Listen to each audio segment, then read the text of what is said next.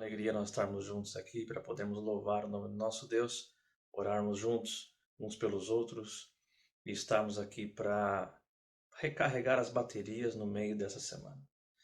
Quero te convidar nesse momento para que juntos nós oremos, conversemos com o nosso Deus e invoquemos a sua presença nesse instante.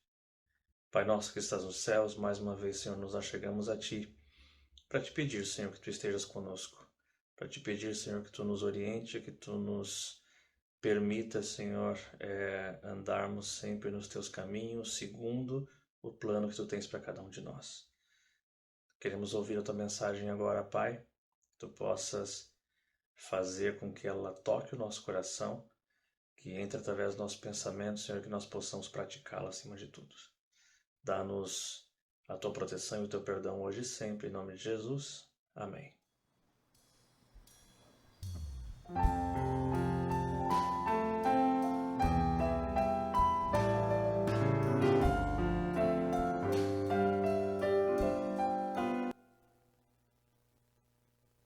Essas mãos que Deus me deu foram feitas para servir o vizinho ao lado meu que não sabe mais sorrir. Através de minhas mãos eu pretendo lhe mostrar o sorriso de Jesus. Mãos consagradas para a causa em prol do amor, mãos dedicadas ao serviço do Senhor, mãos preocupadas em se unir às de Jesus, mãos que não temem o encontro com a luz. Há no céu, no mar, na flor, um detalhe de amor. Há também no entardecer a poesia do nascer. Na beleza natural eu contemplo o digital dessa mão que me criou. Mãos consagradas para a causa em prol do amor, mãos dedicadas ao serviço do Senhor, mãos preocupadas em se unir às de Jesus, mãos que não temem o encontro com a luz. Minha mão com a de Jesus vai se unir no ideal de mostrar que a sua cruz é um fato bem real. Através dessa união eu pretendo a integração com Jesus e com você. Mãos consagradas para a causa em prol do amor, mãos dedicadas ao serviço do Senhor, mãos preocupadas em se unir às de Jesus, mãos que não temem o encontro com a luz. Amém? Boa noite, meu querido, tudo bem com você? Nós temos um momento agora especialmente dedicado às orações. Eu espero que você tenha tido uma semana abençoada. Então, se esse é o caso, te dou a oportunidade de agradecer por ela. Mas se não foi assim, se você tem algum pedido especial, por favor, escreve aqui embaixo, tanto o pedido quanto o agradecimento. Nós queremos orar junto com você. Sabe, lá em Mateus capítulo 6, no finalzinho do verso 8, Jesus diz que Deus já sabe daquilo que nós precisamos antes que nós peçamos. Ainda assim, nos versos seguintes, ele ensina o Pai Nosso. Isso nos ensina que Deus não está só interessado nas nossas necessidades, porque Ele sabe delas, mas também que nós expressemos elas a Deus. Portanto, eu te convido, mais uma vez, a escrever aqui embaixo teu pedido de agradecimento e a se unir em oração comigo, tudo bem? Feche teus olhos, vamos orar. Senhor meu Deus, muito obrigado, Pai, pela semana abençoada que o Senhor deu para muitos. Obrigado pelas bênçãos que o Senhor derramou, pelo teu cuidado, a maneira que o Senhor guiou a nossa vida nessa semana. A verdade é, Senhor, que apesar das dificuldades que nós temos enfrentado, ter chegado até essa quarta-feira é um milagre, Senhor. Às vezes nós não valorizamos, mas é um milagre das tuas mãos. Ainda assim, Senhor, nós temos pedidos especiais. Os meus irmãos escreveram nos comentários os pedidos deles. E o Senhor também já sabe, antes que eles sequer escrevam, o Senhor já sabe dos pedidos. Mas eu te agradeço porque o Senhor nos dá a oportunidade de expressar. Por favor, atende conforme a tua vontade, meu Deus. Recupera a saúde do enfermo, Senhor. Recupera o ânimo daquele que por acaso está desanimado. Recupera a fé no incrédulo. Dá a certeza de que o Senhor é um Deus que não só assiste, mas um Deus que opera, que atua na história. Te entrego os meus irmãos, a minha igreja, nas tuas mãos. Em nome de Jesus Cristo. Amém.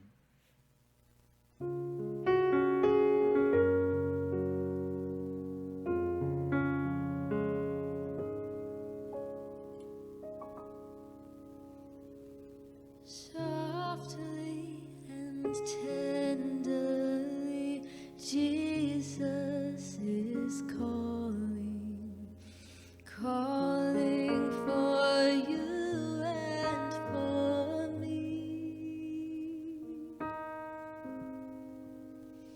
See on the portals, he's waiting and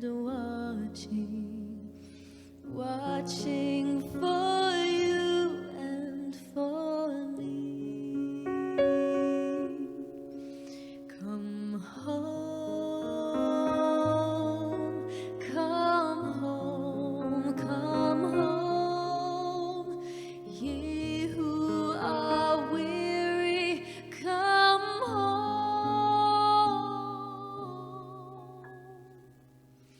Softly and tenderly, Jesus is calling, calling, oh sinner, come home.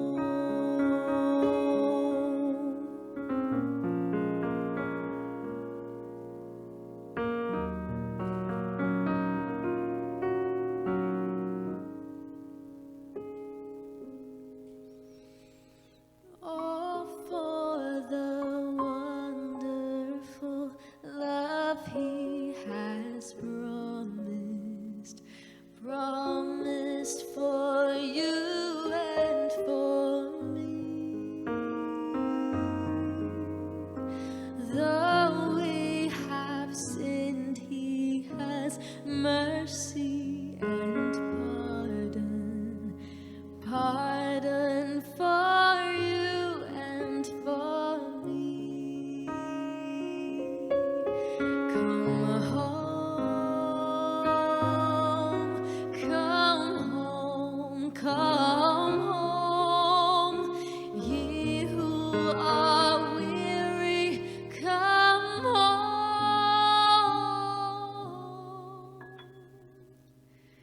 Softly and tenderly, Jesus is calling, calling, oh sinner, come home.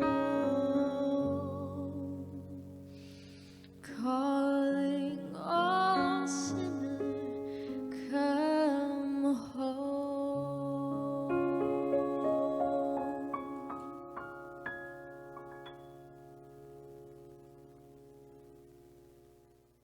Olá, boa noite, seja bem-vindo.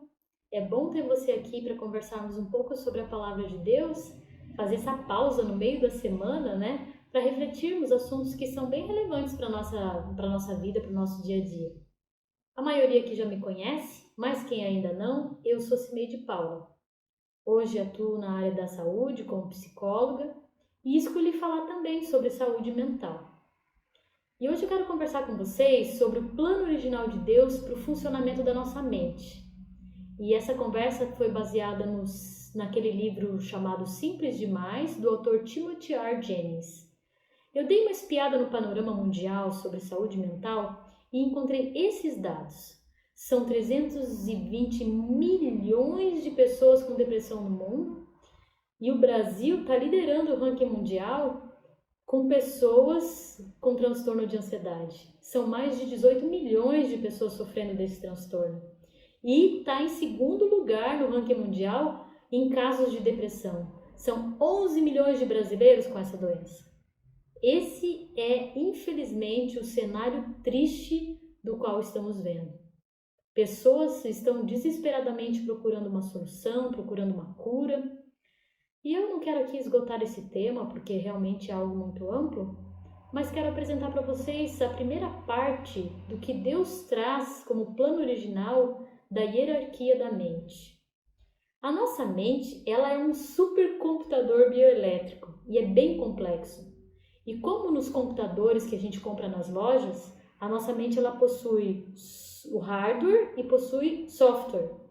Bom, longe de mim de entender dessa parte tecnológica, mas assim, a parte bem simples, né? Uma explicação bem simples. O hardware são os componentes físicos, concretos, as peças, os equipamentos, né? E o software é a parte lógica do computador, os aplicativos e os sistemas. E um necessita do outro para funcionar perfeitamente. Então, se a gente fosse comparar com o Windows da Microsoft, o nosso cérebro, ele vem com hardware, ou seja, as peças prontas, para receber um sistema operacional. E esse sistema operacional, ele é instalado na infância e vai sendo atualizado durante as fases da vida. Esse sistema operacional, ele vai sendo instalado a partir das experiências relacionais que nós temos com os sistemas já existentes. Com a mãe, o pai, os irmãos, avós, os valores, os sonhos, os interesses, a sociedade, a cultura, a religião, os amigos, a escola, a família, todos esses com quais nós nos relacionamos, interagimos ao longo da vida, é o que serve de modelagem, né? E que faz com que sejam instalados esses aplicativos ou esses sistemas, ou seja, que desenvolvem em nós o nosso modo de ser. Bom, é sabido que tanto o hardware quanto o software, eles necessitam de energia e para funcionar, né? E com muita frequência traz problema, pode causar problema para o outro. Como toda máquina complexa, a nossa mente, ela pode dar assim alguns problemas, pode dar alguns curto-circuitos. E aí a gente levanta algumas perguntas, né? Puxa vida, de onde que vem essas enfermidades? Qual que é a raiz desse problema? Será que está no hardware ou está no software? Será que é genético? Será que é comportamental? Essas são questões que geram muitas respostas. Dá muito pano para manga, como dizem. Dá muita polêmica e pouca concordância. Como cristãos, a gente também coloca mais um elemento importante. E a gente se pergunta, qual é o papel da religião na nossa vida? Na nossa saúde mental. Tem muita gente da área da saúde, né, muitos profissionais, a maioria da área da saúde, que não acredita na religião como ciência, né? Freud, por exemplo, ele dizia que a religião é uma neurose societária. Alguns, eles focam só no hardware. Dizem que a doença mental vem daí do desequilíbrio químico e tem daí nos remédios a solução. Mas e se a gente focar só apenas no software? Será que nós podemos mudar o que a gente pensa? Será que podemos mudar o modo como pensamos? E se mudar o modo como pensamos, isso poderia afetar nossa saúde física ou mental? E o elemento espiritual? Será que também influencia?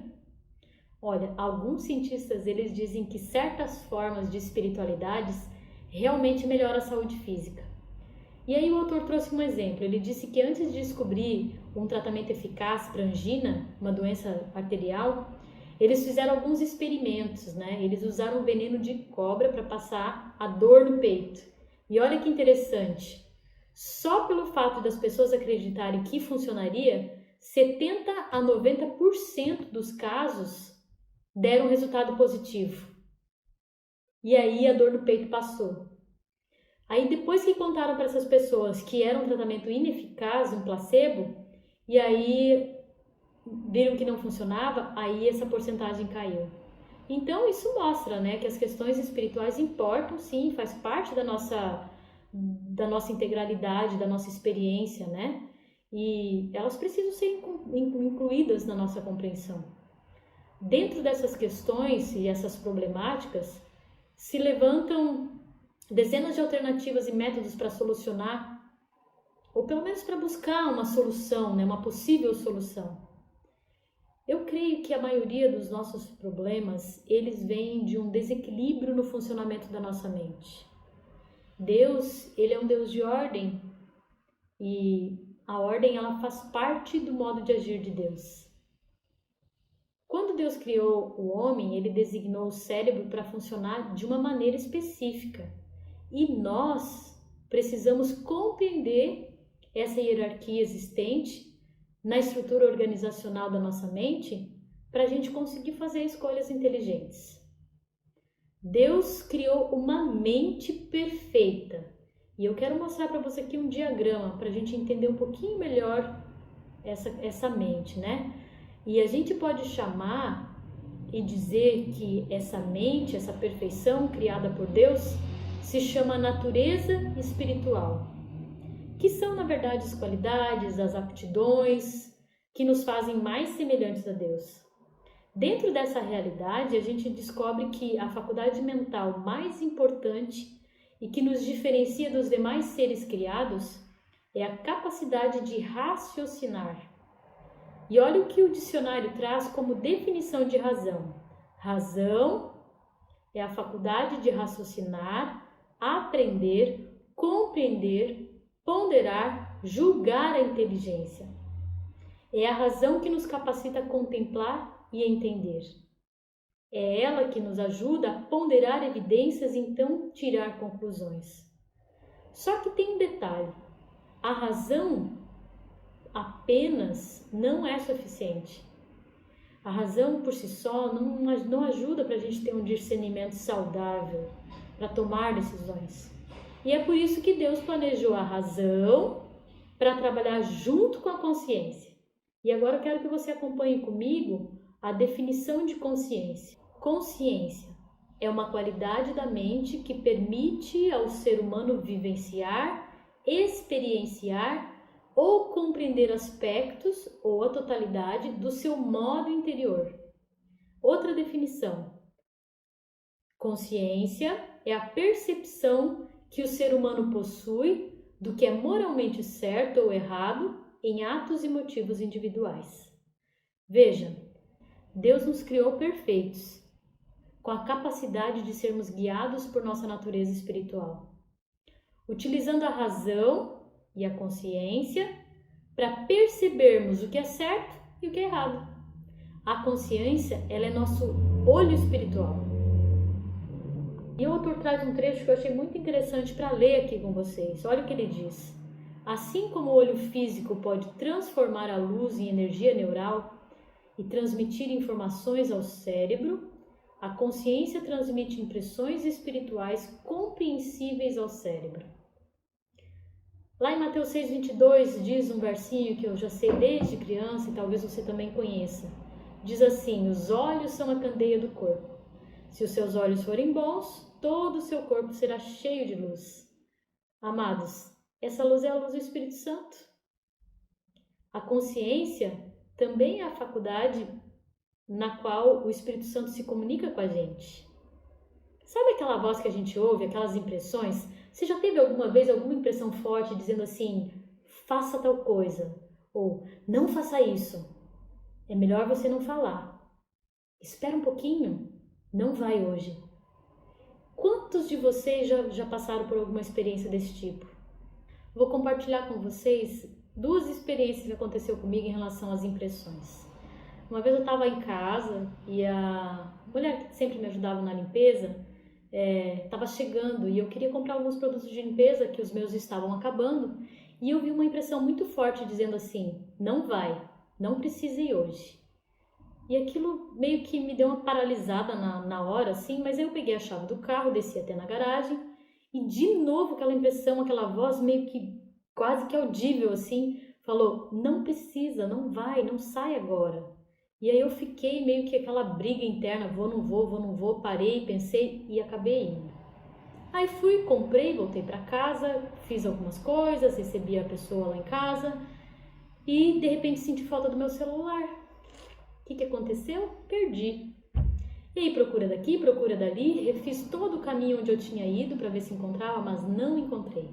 Então liguei pro meu celular e uma pessoa atendeu e disse assim, olha, tô aqui com o teu celular, eu achei ele na rua, tá todo quebrado, tava no meio da rua e ele provavelmente passaram muitos carros por cima dele. E era um celular novo que eu tinha ganhado naquela semana e tinha até uma garantia, mas não era total e eu tive um baita prejuízo porque eu não ouvi aquela voz e não obedeci aquela impressão. E teve uma outra vez que também me marcou bastante, nunca mais esqueci, é que eu costumo andar sempre muito rápido na rua. E eu pegava um ônibus para ir trabalhar, na rua São Paulo eu descia, subia uma transversal que dava na rua Martin Luther, para quem é de Blumenau conhece, e é bem ali onde tem um semáforo que, atravessando a rua, vai na ponte de ferro em direção à Ponta Aguda. E eu estava ali, quase já na beira da calçada para atravessar, e eu avistei que o sinal estava verde, apesar dos pensamentos estarem bem distantes, já pensando no meu dia de trabalho, eu avistei que o sinal estava verde. E sabe, eu sou daquele tipo de pessoa que aquele verdinho tá lá nos segundos, 7, 6, 5, 4, 3, mesmo no 3 e no 2, eu costumo já acelerar o passo e passar da mesma forma. E esse era o meu funcionamento do dia a dia. Só que naquela manhã, eu escutei muito claro, para agora. E eu fiquei, nossa, mas o sinal tá verde. E de novo aquela voz, pare agora. E eu parei, eu obedeci aquela voz. Queridos, quando eu deixei de atravessar aquela rua, naquele momento, passou um carro furando o sinal vermelho e só escutei aquele monte de buzinaço, porque os carros que estavam subindo na transversal em direção ao Martin Luther quase bateram naquele carro que furou o sinal. Quase se chocaram.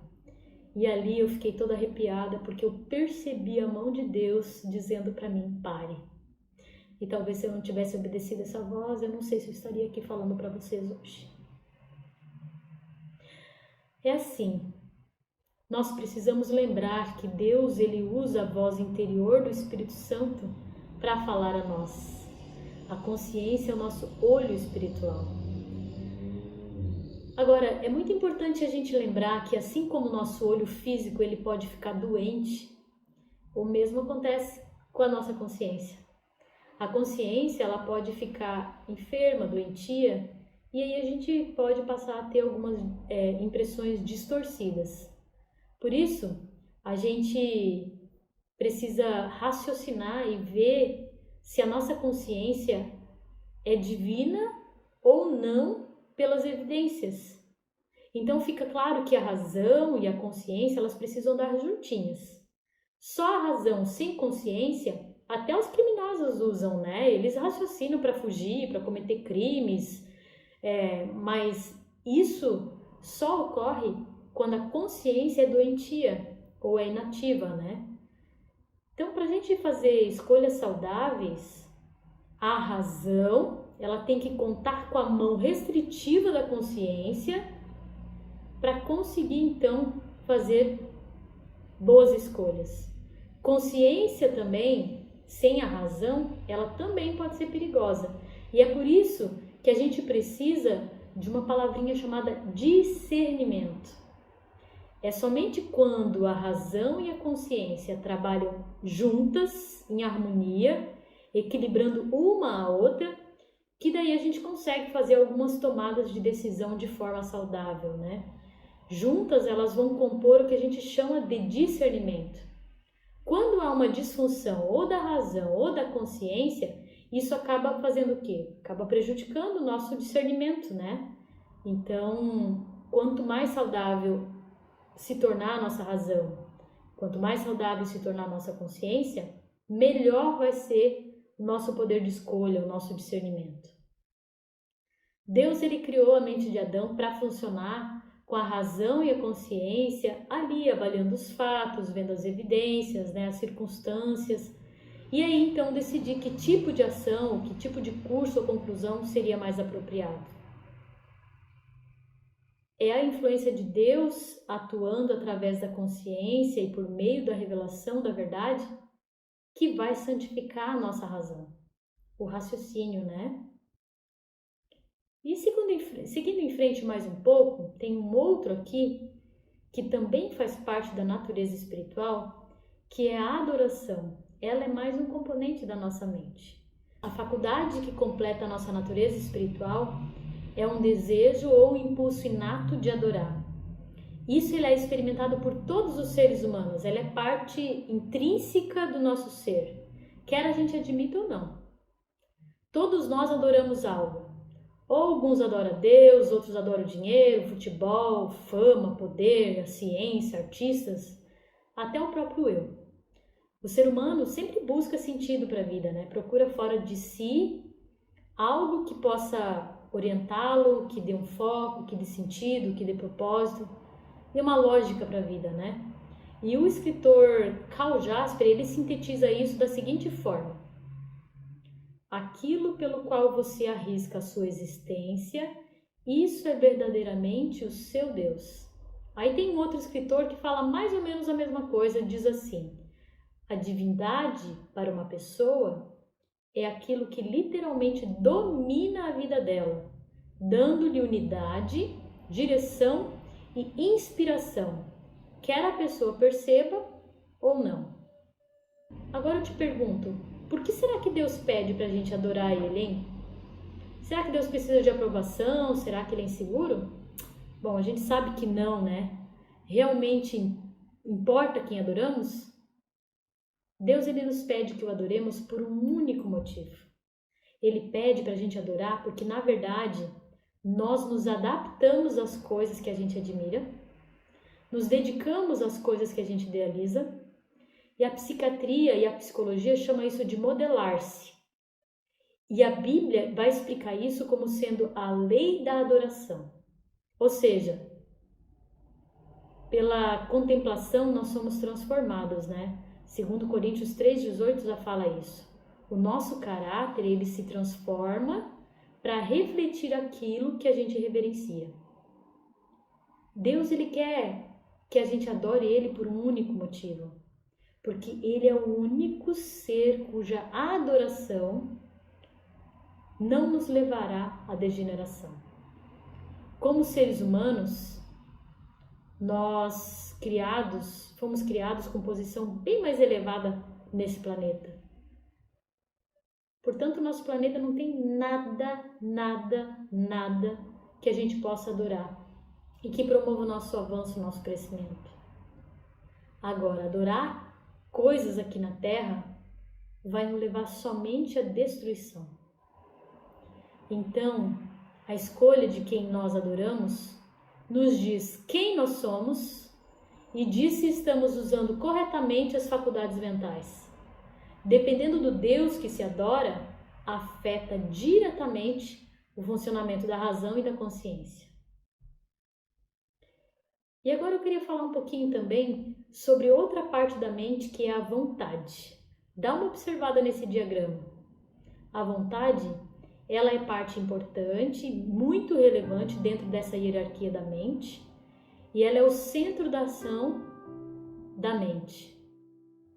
É a parte da mente que, na verdade, escolhe, O plano de Deus, ele pretende que a mente da gente funcione com a vontade também sob a direção da natureza espiritual, ou seja, sob a direção da razão e da consciência. Mas os seres humanos nem sempre conseguem essa hierarquia divinamente planejada, Quando as pessoas exercem sua vontade para escolher e agir de um modo que viola a razão e a consciência, pronto, é batata que elas se prejudicam. Elas se tornam agitadas, inquietas, se tornam ansiosas. Mas quando a vontade segue a direção da razão e da consciência, embora fazer isso gera um certo desconforto no primeiro momento, quando a gente coloca a vontade subordinada à razão e à consciência, então assim ocorre a cura. E aí vai trazer um resultado de paz, de confiança, de satisfação. E aí o próximo na hierarquia da mente são os pensamentos. Os pensamentos são subordinados à natureza espiritual e também à vontade. Os pensamentos envolvem o quê? Envolve crenças, valores, moral e imaginação. Quando eu falo crenças aqui, abrindo um parênteses, eu não estou falando de religião, né? Estou falando dessa percepção que o indivíduo tem, uma convicção profunda sobre si ou sobre algo, né? Então, os pensamentos envolvem isso: crenças, valores, moral e imaginação. É fato que nós aprendemos, né, que nós somos governados por nossas crenças. E isso, elas são aprendidas, esses valores, essa moral, são aprendidas desde a infância. Mas como vocês viram na quarta-feira, muito bem explicado pela doutora Nicole, isso acontece também nas melhores famílias. E é isso mesmo. Até nas melhores famílias, algumas crenças e valores que são aprendidos são irracionais. Todos nós alcançamos a vida adulta com crenças, valores e moral que precisam de modificação. A forma como eu penso, o que eu acredito sobre mim, ou sobre o mundo, sobre o outro, pode ser mudado. E isso a partir de um raciocínio com base em novos fatos, com base na verdade. Então, fatos comprobatórios de que aquilo não faz sentido, que é irracional no caso, né? E isso dá para a gente conseguir fazer, né? Isso através do crivo da razão, da consciência e dessa vontade de mudar. Nós, como adultos, temos uma grande responsabilidade quanto a isso. Nós precisamos avaliar por nós mesmos e conservar aquilo que for saudável, né? Tudo que for apoiado pelos fatos e a verdade, evidenciado, a gente mantém. Mas temos que ir descartando ou mudando aqueles que são formas infantis de pensar. E lá em 1 Coríntios 13:11, a Bíblia já nos lembra disso. Acompanhe comigo. Quando eu era menino, sentia como menino e pensava como menino. Quando eu cheguei a ser homem, desisti das coisas próprias de menino. Aí tá um verso maravilhoso que fala sobre pensamentos e sentimentos, né? E falando em sentimentos, por fim, os sentimentos é a faculdade final da mente, criada por Deus para se subordinar a todas as outras. Sentimentos incluem uma gama de emoções que são bem conhecidas por nós, né? Tristeza, raiva, alegria, nojo, angústia e assim várias outras emoções. Mas eu gostaria de destacar duas delas aqui que o autor trouxe como sendo as principais que a gente merece dar um pouquinho mais de atenção, que é o desejo de nos relacionar e também as nossas afeições. Deus ele nos criou com um desejo inato, ou chamamos também de impulso de nos relacionarmos. Todos sentem desejo de amar, sentem desejo de ser amado, de dar, de receber, de se sentir especial e anseia de participar de relacionamentos. Esse desejo de se relacionar, ele faz parte biologicamente da gente. Nós somos programados para ser assim. O desejo de nos relacionar, ele tem que estar subordinado à razão e à consciência e à vontade. Então, à luz da natureza espiritual, é que nós devemos avaliar as circunstâncias, as evidências de um possível relacionamento e aí poder fazer a nossa escolha, né? Dizer sim ou não para esse relacionamento de acordo com o que a gente está vendo. Sem essa natureza espiritual para governar os desejos dos relacionamentos, nós estaremos perdidos. Segundo Pedro 2,12 fala que nós seríamos brutos e irracionais. E nós acabaríamos nos destruindo. Outro sentimento importante que nós temos que prestar muita atenção são as afeições. As afeições, elas são sentimentos que desenvolvemos por pessoas ou coisas. Isso Deus quis dizer no verso de Provérbios 4:23 como guardar o coração. Porque Ele pede para a gente prestar atenção naquilo que a gente se afeiçoa, se apega, né? Ele diz assim que é para a gente cortar totalmente as ligações com pessoas ou coisas que nos adoecem e pede para a gente fortalecer as nossas ligações benéficas. Acompanha comigo que Provérbios 4:23 fala: sobre tudo que deve guarda o teu coração, porque dele procedem as fontes de vida. Bem, a criação de Deus, quando ele fez o homem, foi perfeita. Só que depois do pecado, infelizmente, o homem passou a ter dificuldade de seguir essa hierarquia planejada por Deus. Deus, ele se importa realmente com a nossa saúde mental. E ele deixou registrado na Bíblia algumas pistas do que ele espera, de como nós devemos agir para buscar essa cura, para buscar essa renovação. Está lá registrado em Romanos 12, verso 1 e 2. E ele diz assim: portanto, irmãos, suplico-lhes que entreguem seu corpo a Deus, por causa de tudo que ele fez por vocês. Que seja um sacrifício vivo e santo, do tipo que Deus considera agradável. Essa é a verdadeira forma de adorá-lo. Não imite o comportamento e os costumes deste mundo, mas deixem que Deus os transforme por meio de uma mudança em seu modo de pensar, a fim de que experimente a boa, agradável e perfeita vontade de Deus para vocês. Uma mudança em seu modo de pensar. Outras traduções ainda trazem renovação da vossa mente. Este é o diagrama da mente criada por Deus antes do pecado. E aí fica uma pergunta: a maioria das suas escolhas está baseada em quê? Será que naquilo que você sente? Ou naquilo que você pensa? Ou nas suas vontades? Será que você se conhece o suficiente para saber diferenciar uma coisa de outra? Ou você está naquele automático vivendo aquela frase tão conhecida: eu nasci assim, cresci assim, vou morrer assim? Vão ter que me aceitar assim. Qual é a ordem que você tem seguido no seu dia a dia para fazer as suas escolhas? Meu desejo é para que você e eu busquemos saber quem somos. E, se necessário for, buscar ajuda profissional para nos conhecer melhor. Permitirmos ser capacitados por Deus para voltar àquele plano original, seguindo a hierarquia que Ele criou para nossa própria felicidade e proteção. Que busquemos a cada dia mudar o nosso modo de pensar, contemplando a vida de Jesus, se afeiçoando a Ele e em Sua palavra, colhendo assim frutos de paz, alegria e satisfação. Que Deus abençoe a mim e a você nessa busca de renovação. Vamos orar? Querido Deus, estamos aqui, Senhor, para colocar a nossa mente em Tuas mãos. Ah, Paizinho querido, queremos que essa renovação da mente aconteça na nossa vida.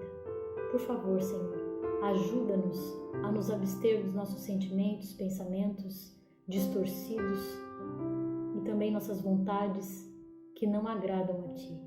Que busquemos, Senhor, em Tua palavra, nos fortalecer e nos afeiçoar a Jesus cada vez mais. Queremos Te adorar corretamente, Senhor. Queremos sentir a Tua presença em nossa vida, nos capacitando a buscar em Ti, fazermos melhores escolhas e termos uma vida mais leve aqui neste mundo. Derrama Teu Santo Espírito sobre todas as pessoas que estão aqui presentes, ouvindo a Tua mensagem, e também sobre mim e sobre a minha família. Obrigado, Pai, por esses momentos que podemos aqui refletir sobre a Tua palavra e sobre o quanto o Senhor se importa com a vida de cada um de nós. Obrigado por Teu amor e Teu cuidado. Dá-nos um bom restante de semana em nome